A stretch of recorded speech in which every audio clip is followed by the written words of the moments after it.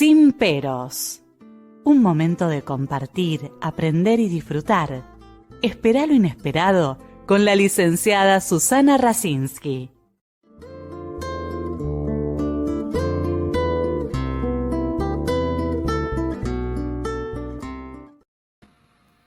Muy buenas noches. Hoy tengo el agrado que nos visite una persona que nos va a dar su testimonio de lo que le pasó a él con su cuerpo, con sus afectos, y que ha escrito, para dejar testimonio de esto, 2 libros. Después lo vamos a pasar bien. Ahí. Bienvenido, Manuel Martín Rojas, de nuestra querida Barcelona. Bienvenido. Buenos días desde aquí, desde España. Buenas noches allá. Sí. Bueno, te voy a hacer, él mandó muy breve currículum, pero creo que es importante escucharlo a él porque no es cualquier persona. Es decir, es una persona que le han pasado cosas como nos pasan a todos y que a través de un amigo en común que vive en Italia, me contactó y me pareció muy importante lo que vos nos puedas decir para poder seguir aprendiendo y ver qué es lo que nos pasa cuando nos enfermamos. Un tema que yo vengo hace años trabajando, pero es importante que escuchar de propia voz. Bueno, Manuel tiene una formación académica, profesional, en informática de gestión, también en medios cuidados técnicos en enfermería. Además, él no quiso poner mucho en el currículum, pero cuando nos diga a qué se dedica, qué es lo que pasó, van a ver que es muy interesante su historia. Siempre trabajó en la parte administrativa y de gestión, pero también en la parte de enfermería en el Hospital San Camil. Y desde 2002 hasta el 2010 también siguió trabajando en eso. Y desde agosto, desde el 2015 hasta la actualidad, ha pasado por distintas comunidades. Pero ahora nos vas a explicar un poco eso de las comunidades y quién sos, porque bueno, yo no quise adelantar porque me parece interesante que tú lo digas, antes de empezar a hablar un poco de tu experiencia con el Parkinson, ¿no? ¿Cómo empezaron los síntomas? ¿Quién sos, Manuel? ¿Y qué es lo que haces? Bueno,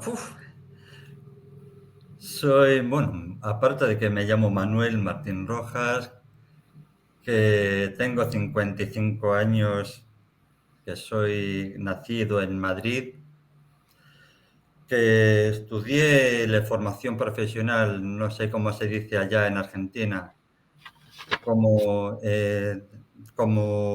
informática de gestión.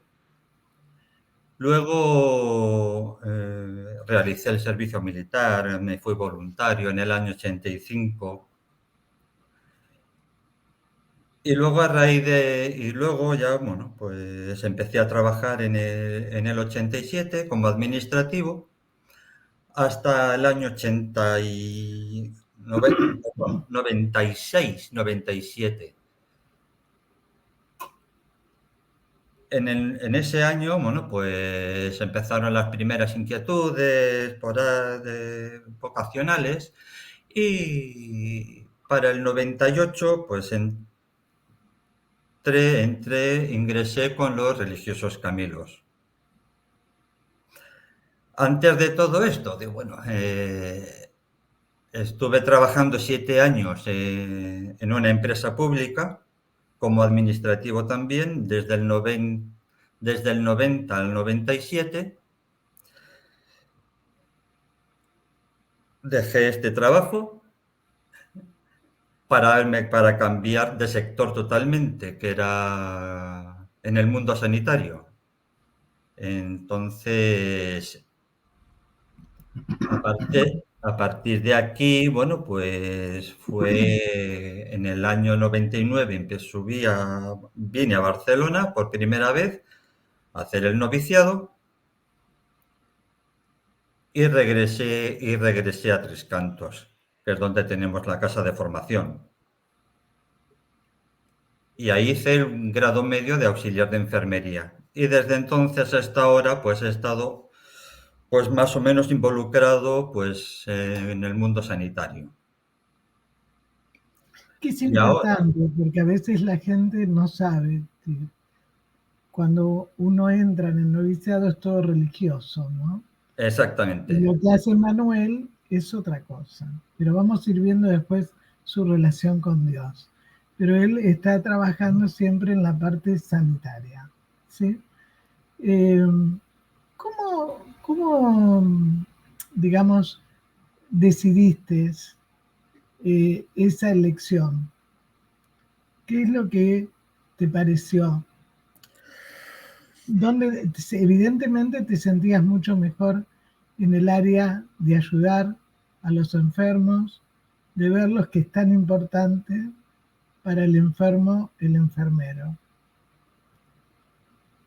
Aquí hay sería una larga historia,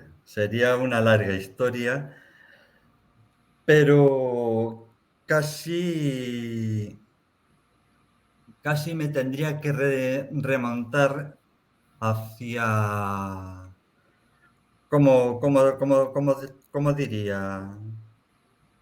Pues con mis abuelos. Mis abuelos fallecieron con un tiempo de diferencia de unos 6 meses aproximadamente y ya hacen ya unos cuantos años, unos cuantos años. Con lo cual, el estar el estar en el hospital, por una parte, con mi abuelo paterno y en una residencia por el materno, pues ahí bueno, notaba que había algo que no me disgustaba, vamos a decir la expresión, bueno, que no me disgustaba, que me sentía a gusto. Yo, bueno, pues vamos a ver. A lo mejor me están diciendo de alguna manera que mi mundo, que mi vida podía estar en este sector, en este mundo bueno, pues de la vida consagrada y del servicio a los enfermos. Eso fue como una pequeña, bueno, un pequeño tirón de orejas, vamos a decirlo así. Pero pasaron los años y ni se me ocurría que se podía organizar de esta manera. El trabajo que hacen ustedes es fundamental. Sin un buen enfermero el médico no puede hacer. Yo tengo un amigo, también español, que está en Alicante, en un hospital, trabajando en oncología.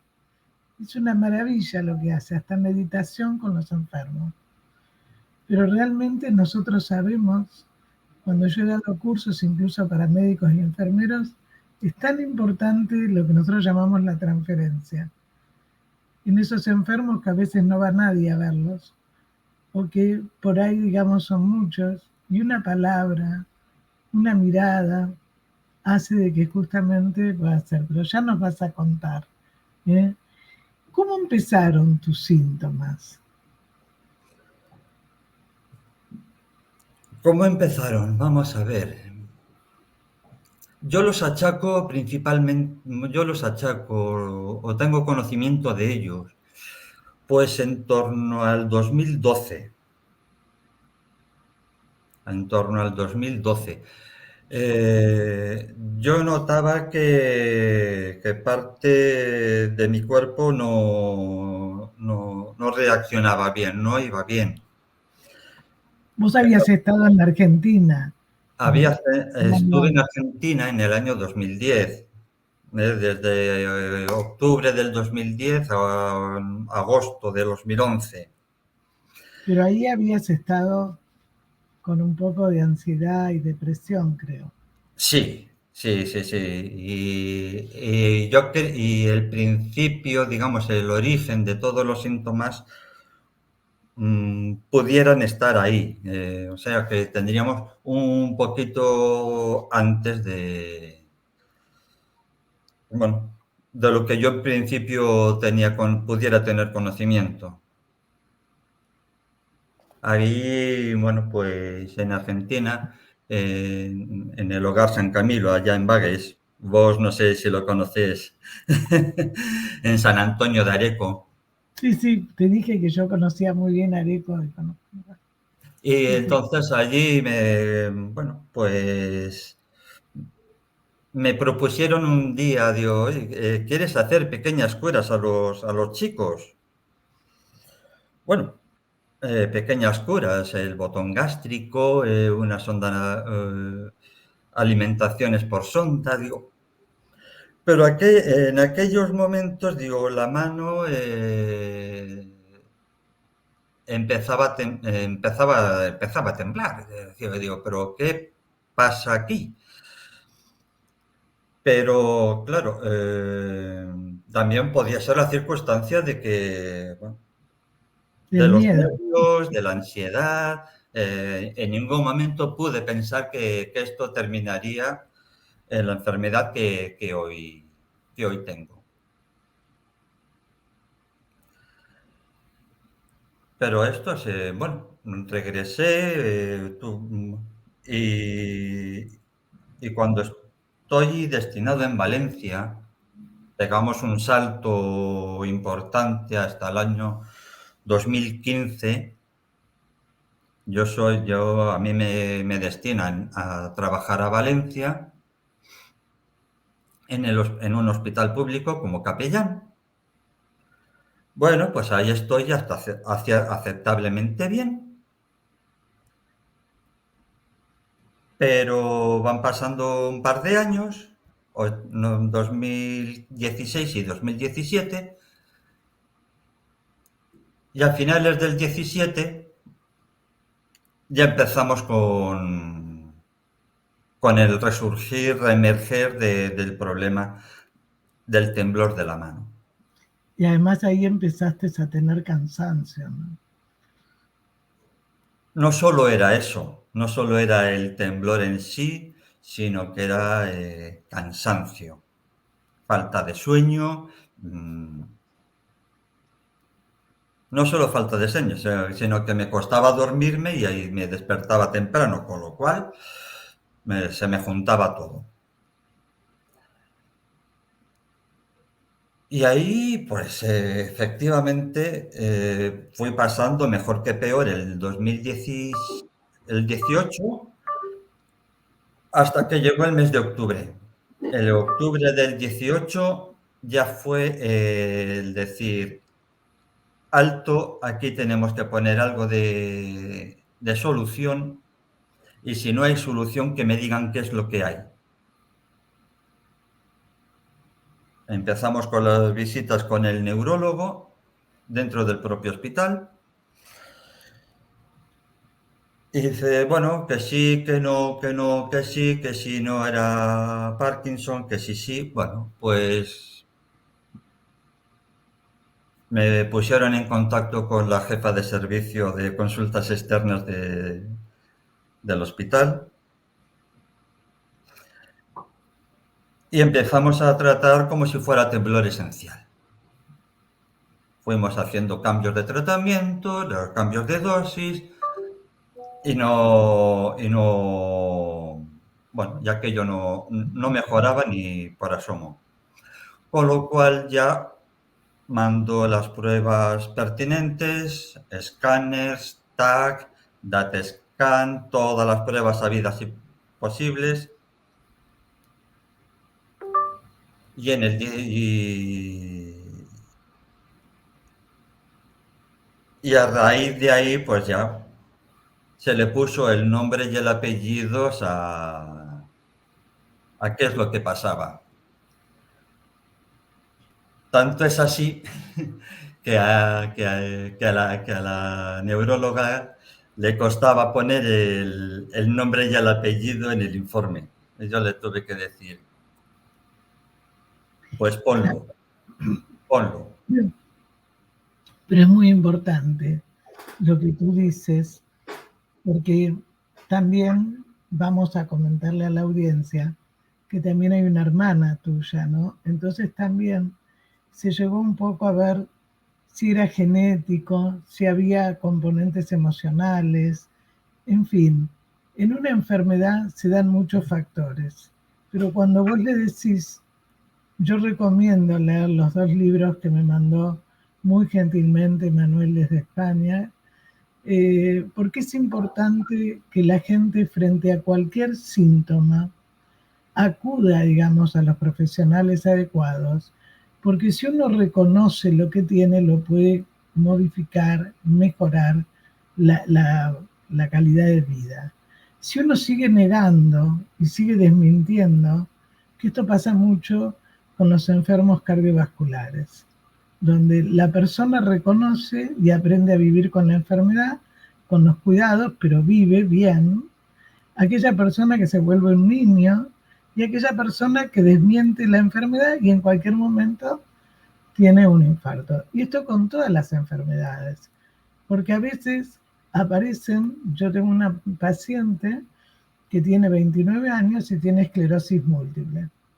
Y esto venía de hace rato, con muchos agujeros afectivos en la familia.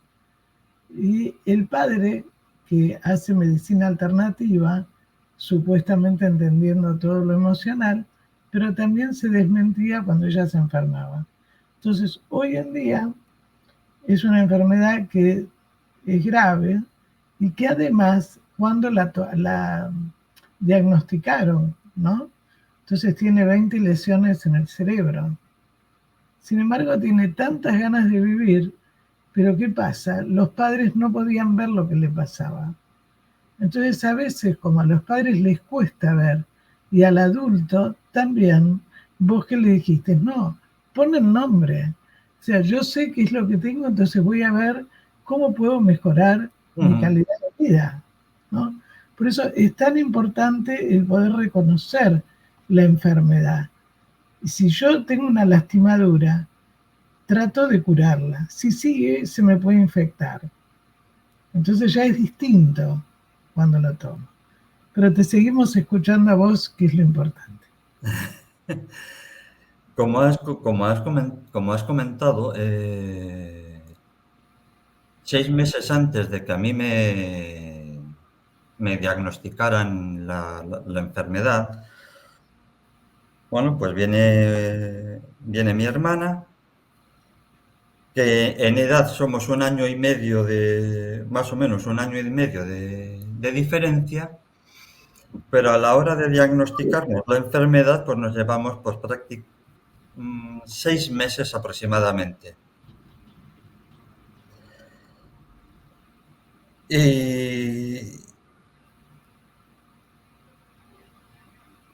Y el hecho, pues decir que yo también tenía la enfermedad, la misma enfermedad que mi hermana, pues cayó como un chaparrón, un jarro de agua fría. Pero bueno, aquí viene ¿cómo te digo? La otra cara de la moneda, ¿no? Como se dice normalmente, a mal tiempo, buena cara. Pues ante mal tiempo de la enfermedad, busquémosle la mejor cara. Pero aquí le tengo que dar tengo que hacer mención pues a otra doctora que trabaja en Tres Cantos, en un tono muy, muy jovial, me dice, y lo tendré guardado, pues Lo tendré guardado siempre, porque ha sido como el despertar, ¿no? El querer, ¿sabes? Y me dice, digo, chaval, así, pero con estas letras, chaval, si tú eres religioso, ¿por qué no tratas de dar un sentido a toda esta situación? Cáspita. Y rebobinando, tiempo atrás, y hasta el 2020, dije en el 19, pues en ese año que tuve que hacer que estuve haciendo el noviciado, pues me tuve que leer, lo conocerás, el libro de Viktor Frankl, El hombre en busca de sentido, La logoterapia, sí. la logoterapia, exactamente. Y me entraron ganas de volverlo a leer. Y lo leí, y lo leí, y lo que me costó en un principio, esta segunda vez me lo leí casi de corrido. Iba subrayando todo lo que me iba llamando la atención, y luego fui tomando notas. Del libro me fui tomando notas de lo que había subrayado y empecé, bueno, pues a plasmar casi todas las ideas en papel. Y anteriormente, pues había hecho, pues cuando hice el primer año del diagnóstico, hice las primeras 5 páginas, ahí sí que salieron como churros, salieron solas. Iba uniendo lo que iba leyendo con lo que iba escribiendo. Hasta que salió, pues 1 año y medio después, ese libro.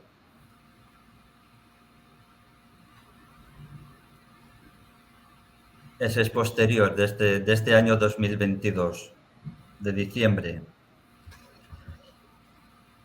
Y digo, y todo lo que iba saliendo, todo lo que iba leyendo, prácticamente lo iba plasmando y tenía que buscar la forma de unir, de que casara todo y que tuviera sentido, no fueran cosas así eslavazadas. Tampoco me costó mucho trabajo, era darle la unidad que le faltaba. Y quedó. Hablo de muchas cosas ahí también, no solo es, pero... Claro, pero fíjate que, digamos, el cambio en tu sentido de vida, que cuando ella te dijo, vos que sos religioso, ¿no? ¿Qué es lo que pasa? Después vamos a ver tu relación con Dios, pero lo que ella te abrió la puerta para decir, ¿qué hago con esto? O sea, ¿me muero o empiezo a vivir de otra manera? Entonces, fíjate que incluso con la logoterapia, él trató de salir de algo. Yo le agregaría algunas cosas a Franklin, ¿no? Que no es solamente el sentido de la vida cuando estamos muriéndonos, sino como que de alguna manera, digamos, siempre pensar que aún en las penurias más grandes y en los desamparos que todos hemos vivido de alguna manera, mejor, peor, siempre hay algo que tenemos que rescatar de nosotros mismos y que tiene que ver con descubrir quiénes somos.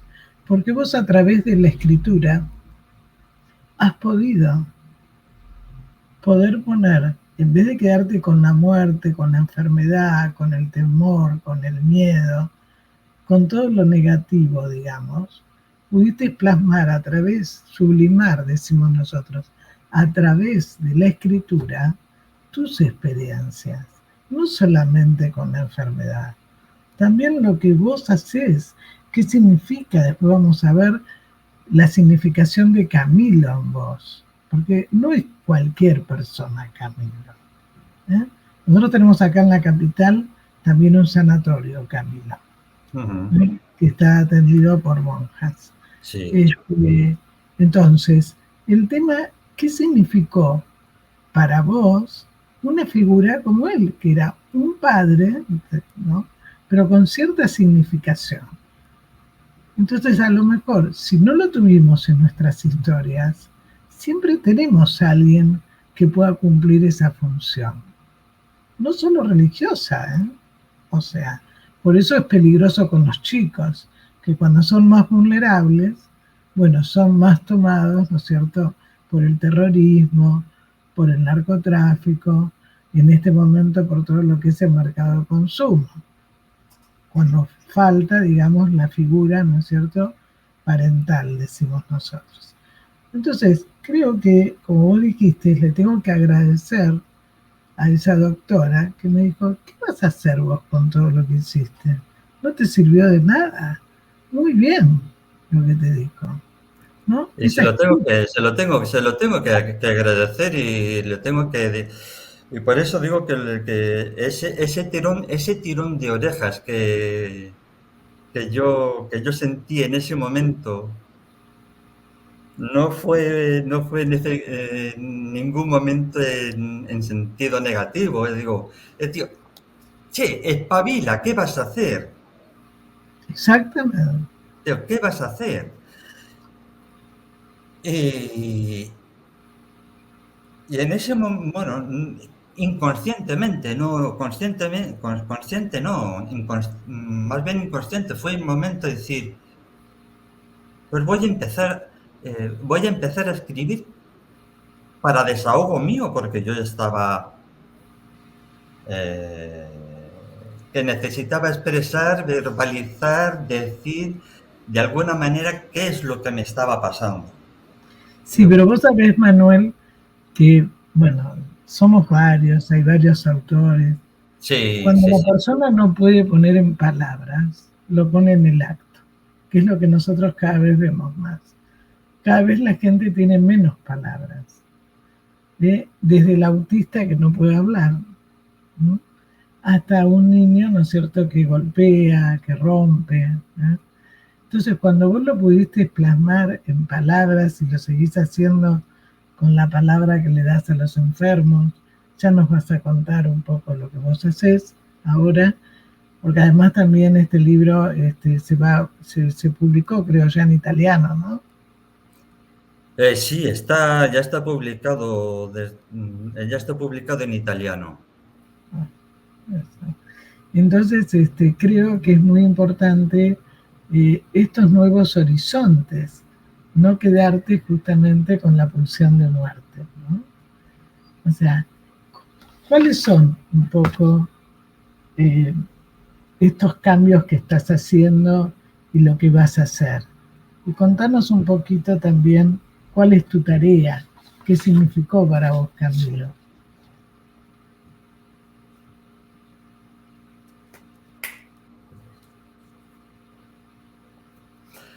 Pues,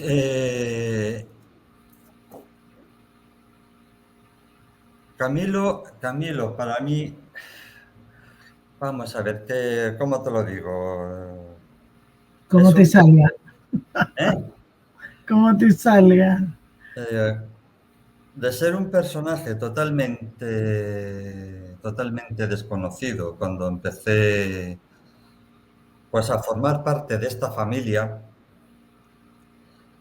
digo, familia religiosa, entiéndeme en este No, no, caso, sí, sí, pero es tu familia pero que te es contuvo. mi familia, es el, cómo se entiende un hombre de casi 2 metros de estatura que pueda poner tanta,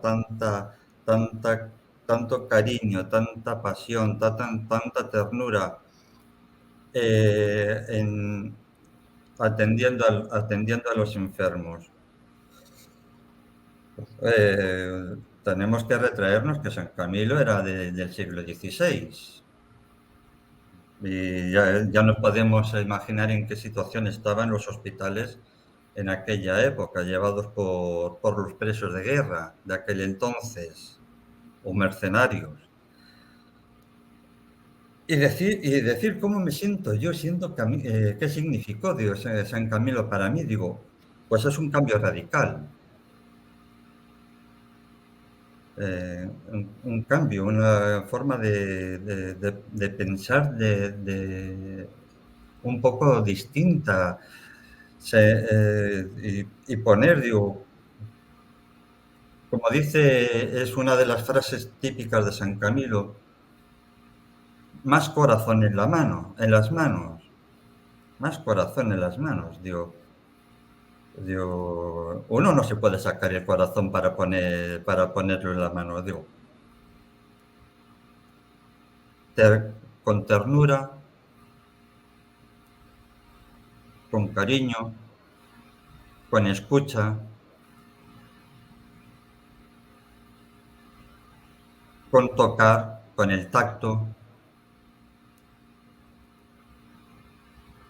sin saber yo que esas cosas las podía poner en práctica porque nunca las había hecho, sino que fue un aprendizaje previo. No vamos a dejarlo.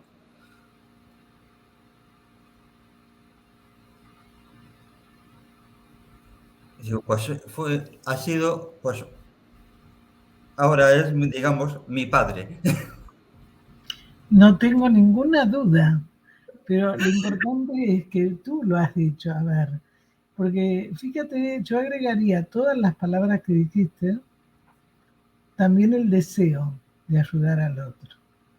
Eso se siente, se percibe. Entonces, cuando vos en el hospital acudís, la gente te espera, es decir, es lo mismo que cuando nos vienen a nosotros. Yo siempre digo que los que trabajamos en salud y educación es fundamental que no se haga como un objeto, sino en todo, en otros trabajos también, pero en lo nuestro quedan marcas y a veces es mucho más perjudicial cuando la persona no lo tiene en cuenta. Nosotros tenemos que tolerar, vos también, cuando la persona no te habla, se descompone, está mal, bueno, en fin, todas esas cosas, ¿no es cierto? Que es No sé. tolerar la espera, la frustración, como cuando tú también por ahí tienes más temblor, menos temblor, pero yo creo que todo eso te va a ayudar mucho también a aliviar el temblor. ¿Eh? Es decir, además de la medicación y de todos los tratamientos médicos. Porque cuando tú te sientes más tranquilo, eso también se nota en el cuadro. Evidentemente que en esta enfermedad no a todo el mundo le afecta de la misma manera con el Parkinson. A mí, me ha afectado más en el temblor. Yo ahora, el temblor de la mano, pues es mi compañero habitual de viaje. Aunque tengo muchos otros compañeros de viaje que son indeseables, como menciono en el libro. Pero ha llegado un momento, bueno, que para agarrar los cubiertos o agarrar el vaso, la taza pues está siendo un pequeño problema. Pero evidentemente lo que es el nerviosismo, la ansiedad, cualquier preocupación, esto acentúa los síntomas. Incluso en algún momento digo la dificultad para encontrar palabras. Esos espacios hay veces que sí hacen más grandes, más largos, hasta que, bueno, pues aparece otra palabra parecida y te saca del atolladero. Así es, así es. Y en este momento, digamos, ¿dónde estás trabajando? Bueno, pues ahora mismo yo estoy como superior en la comunidad de Los Camilos en Barcelona.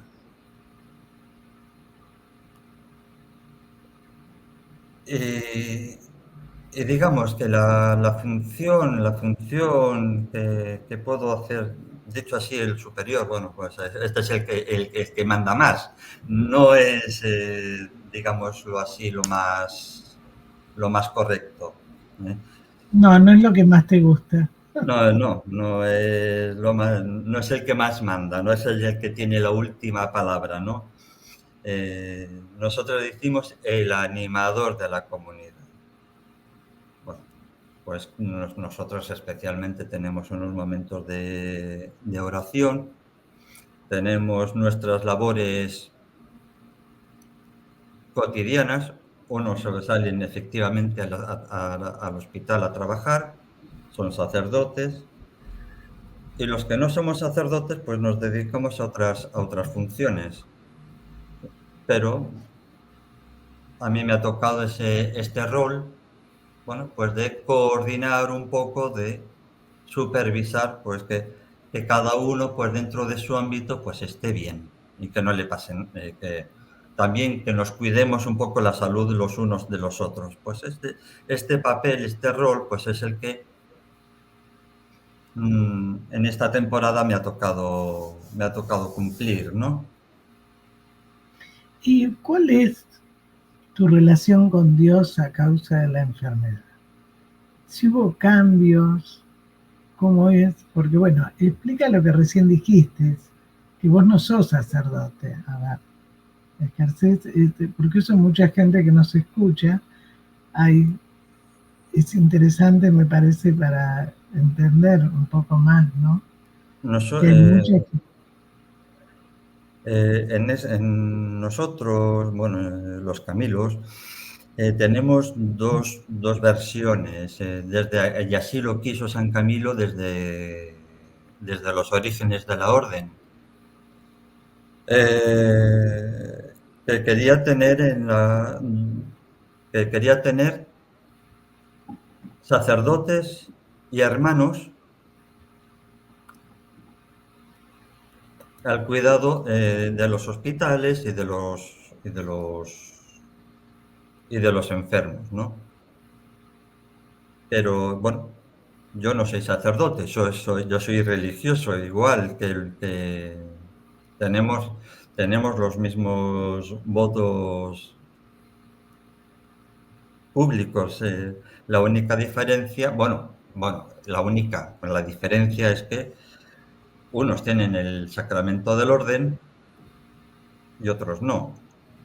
Yo no lo tengo en ese sentido. Yo no digo misa, yo no puedo confesar, yo no puedo hacer pero realizo otros servicios. Como dije, yo he pasado por distintas comunidades, por distintos sitios, distintas casas, realizando distintas funciones, desde auxiliar, llevando la economía de la casa, me tocó ser el subdirector de una residencia, he sido capellán también del hospital. Por eso he hecho, como último, por lo actual que es, pues es el ser superior, pero bueno, no quiere decir que es uno más de la comunidad, pero que lleva Que una tenés un rol, un poco es un distinta. rol. Es un rol, igual un religioso que los demás. ¿Y cuál es tu relación con Dios a causa de la enfermedad? ¿Cambió? ¿No cambió? Fíjate que es la misma pregunta, me haces la misma pregunta que me hicieron en un encuentro, con un grupito de familia camiliana, la parte seglar de los religiosos, en San Pedro de Ribas. Y esa fue digámoslo así, mi puesta en escena. Y yo la contesté con una pregunta, empecé a contestar con una pregunta. Y dice, ¿por qué tengo que echarle a Dios la culpa de algo que no la tiene?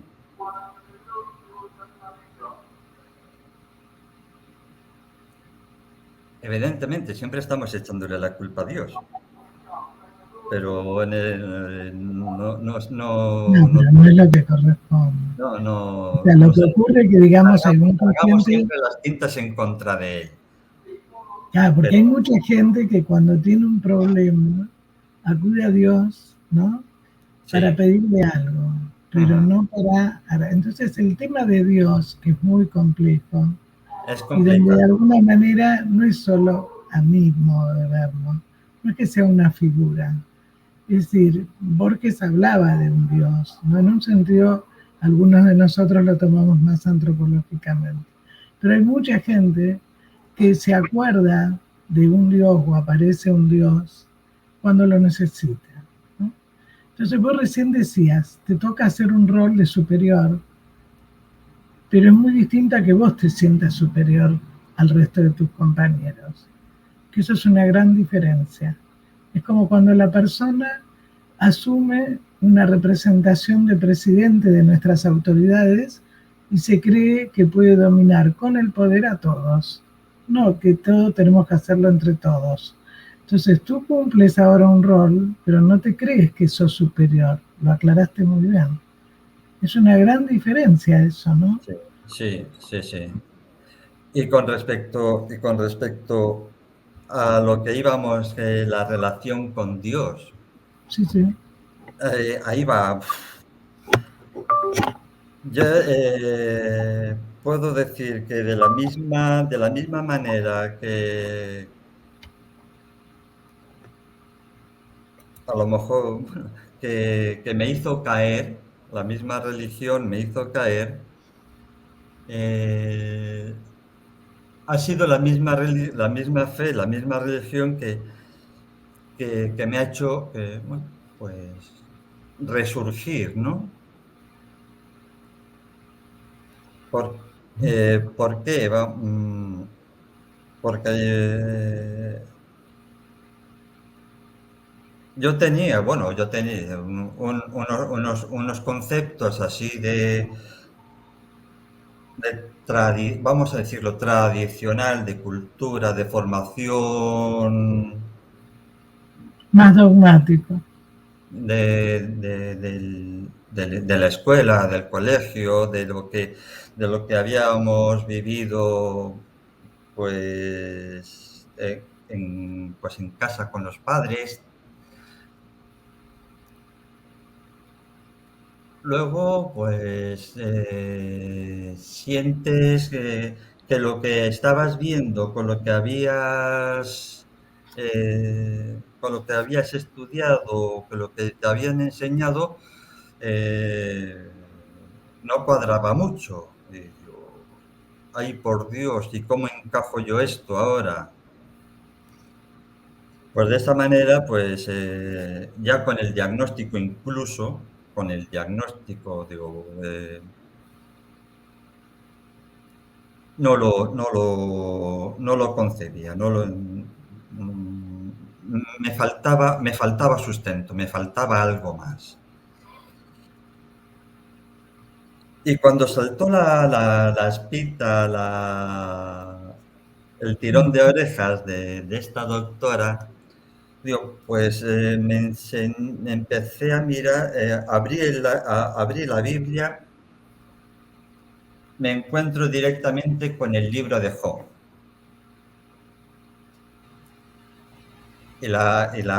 Siempre está la frase, bueno, habrá que leerlo entero para saber quién era Job, pero tampoco tenemos tiempo ni te lo puedo decir.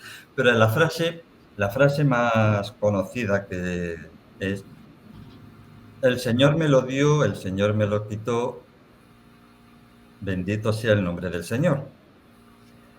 Pero claro, aquí se me juntó dos cosas. Aquí, por aquel entonces fue la muerte de mi padre, que va a cumplir 2 años el mes que viene. Se me juntó pues el diagnóstico de la enfermedad. Digo, tanta prueba mala no puede ser posible. Tanta prueba mala no puede ser posible. Bueno, sí, hay pruebas malas, ¿no? Hay gente que la pasa peor, ¿no? Pero el empezar con eso, digo, tenía que dar gracias encima. Tenía que dar gracias a Dios. ¡Porras! Yo sentía una contradicción. No tengo duda. Yo tenía una contradicción bastante grande. Pero no me quedé ahí, porque luego vinieron pasajes evangélicos de los 4 evangelistas. Y el que más me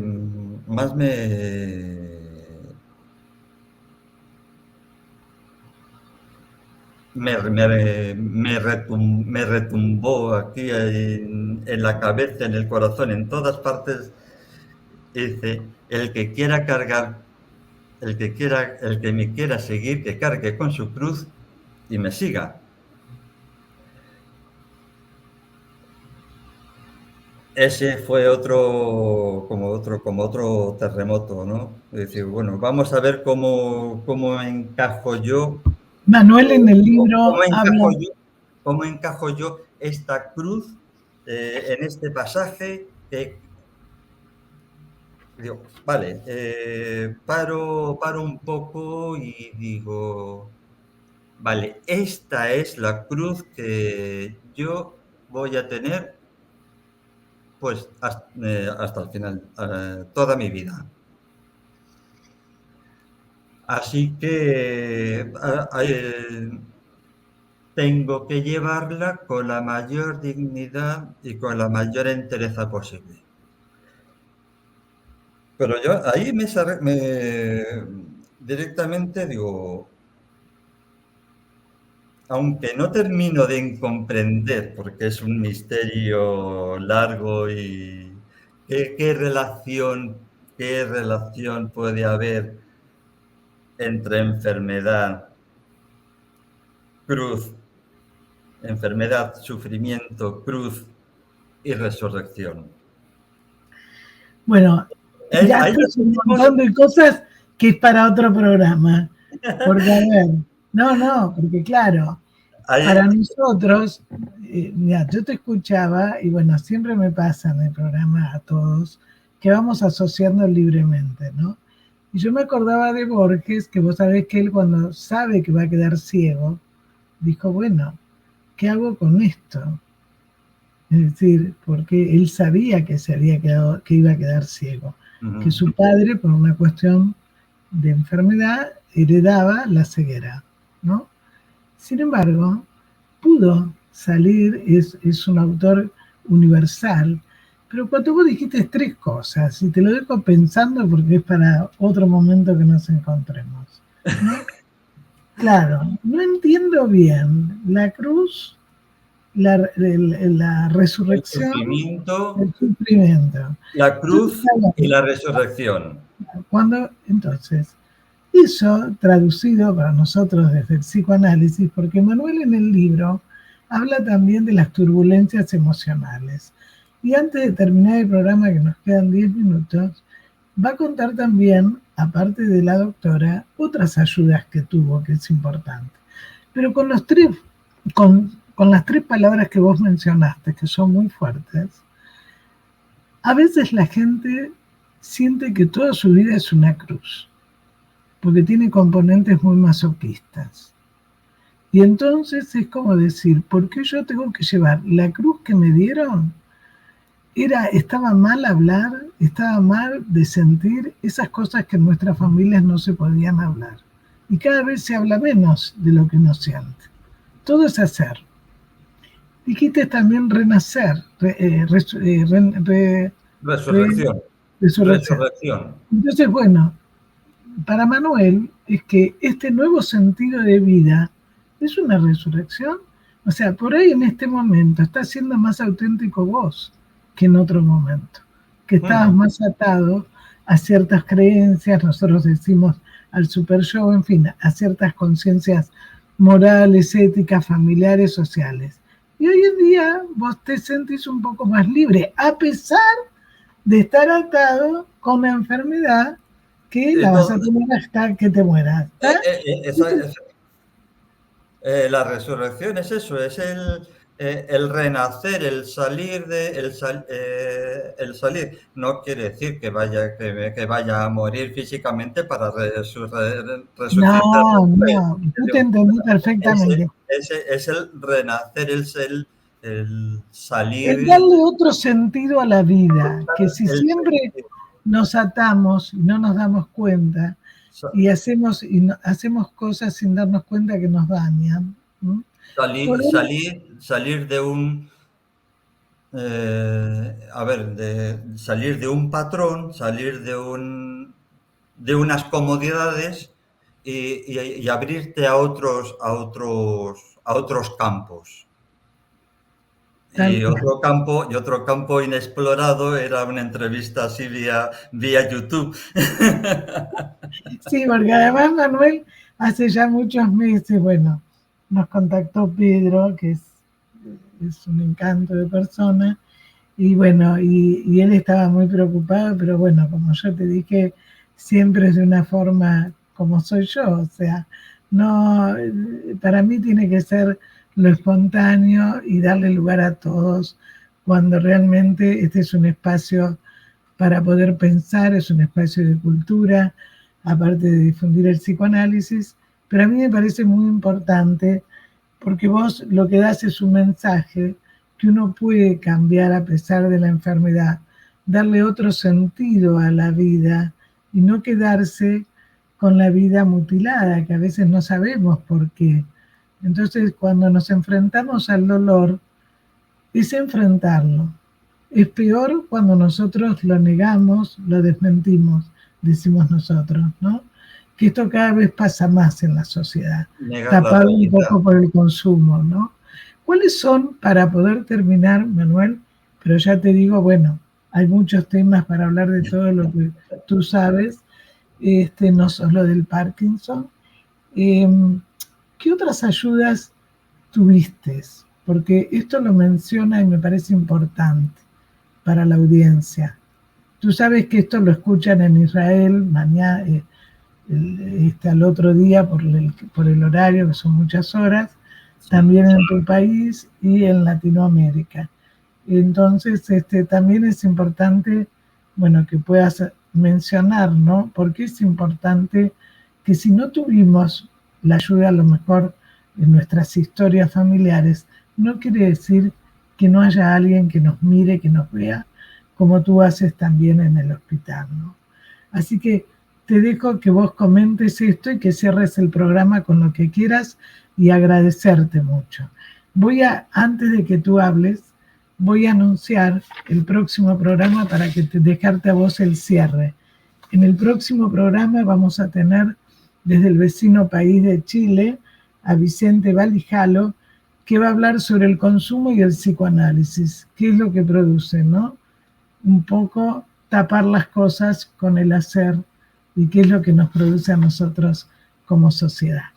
Bueno, te dejo para que comentes un poco cuáles fueron tus otras ayudas y además también cerrar el programa con lo que tú quieras, con un mensaje también para la audiencia. Y agradecerte, por supuesto. Bueno, las otras ayudas, primero ha sido estar con una psicóloga. una Colega. compañera, con una colega como vos, ¿no? Porque ella, con ella, bueno, llevo casi tres años, y ha sido, pues, eh, la paciencia personificada. Ha sido, pues, como el desenredar todo el ovillo más complicado, pues poco a poco, fuimos desenredando. Para mí ha sido una ayuda y la sigue siendo fundamental. No tengo palabras de agradecimiento desde aquí para ella si en algún momento me está escuchando. Te va a escuchar, le vas a mandar el programa, te va a Por sentir muy supuesto. bien, porque uno de los trabajos es ayudar al otro como tú haces en el hospital, pero a descubrirse, porque vos tenés un montón de cosas muy lindas que no te las conocías, como el escribir, como el ser vos, y no tener temor a expresar lo que vos sentís. Y tal vez en algún momento de tu vida no pudiste. Y en eso ayudamos nosotros. Luego, otra ayuda, la digo que ha sido la fisioterapia. La fisioterapia que, que me ha ayudado a mantenerme físicamente, o sea, todas las contracturas musculares, todas las tensiones, necesitaban un tratamiento de choque, vamos a decirlo así. Y poco a poco fue otra liberación. Digo, ya no tenía tantos dolores como tenía antes. Digo, vale. Y otra cosa que no, que nunca había hecho, digo, y luego resulta que se me da hasta bastante bien. El Pilates. Me recomendaron que hiciera ejercicio, pues que no, sin impacto. Es decir, ejercicios en agua, yoga o el Pilates. Es decir, gané elasticidad, gané flexibilidad, eh, físicamente me encuentro mejor y, y así en la medida que puedo lo continúo haciendo. Con lo cual, ¿qué puede ser el mensaje? Qué puede ser el mensaje final? Eh, a pesar de la enfermedad, a pesar de la enfermedad, siempre se pueden seguir haciendo cosas. Con una marcha menos. Así lo defino yo, ¿no? Con una marcha menos. Más lentos en hacer las cosas, pero se pueden hacer. Eh, que vienen mal dadas, y un día bien estás peor. Al día siguiente al día siguiente o a los 2 días, pues a lo mejor te encuentras mejor y te enfrentas el día con otro ánimo. No dejarse vencer, no venirse abajo. Cada día tiene su afán, cada día tiene su interés. Hay que aprovecharlo y disfrutar del momento. Y además vas descubriendo, como cuando nadás, cuando haces un ejercicio, cosas que nunca habías hecho, que también siempre es un trabajo interdisciplinario. O sea, vos dijiste desde yoga, meditación, terapia, es un montón de cosas que por ahí en algún momento no nos permitimos. Y entonces uno tiene que equilibrar. O sea, el cuerpo muestra lo que somos. Entonces, pero es todo. ¿Mm? Muchísimas gracias. Manuel. Y bueno, ya nos veremos en algún momento este año, cuando tú quieras, combinamos y Bueno, bueno. cuando vos querás, tenemos los celulares, tenemos el correo, bueno, pues cuando vos querás me contactas Vale, y un lo abrazo tratamos de muy grande compartir. y gracias. Gracias a vos. Bueno, gracias. Gracias, gracias. Bueno, un abrazo.